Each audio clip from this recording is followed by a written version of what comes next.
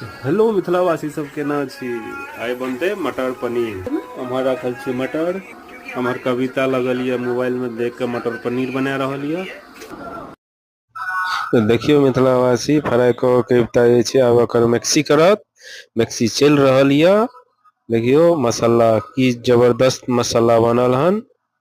अब कविता जे छै तेल गरम क फोरन देत। हमर मटर उबलल छै।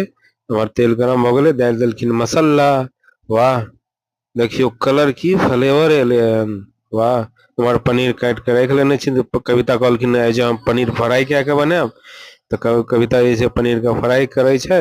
हमर जे छै मसाला भुनल भ गेले। हमर पनीर फ्राई भ रहल छै।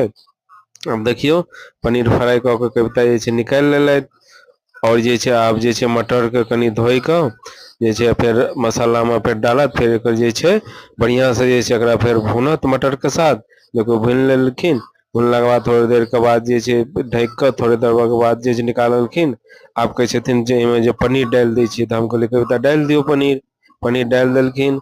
सही से मिक्स क के थोड़े देर जे छै एकर ढक के राख देलखिन। ओकर बाद देखियो कते जबरदस्त पनीर भेलै मिथिलावासी रोटी के साथ खाय वाला।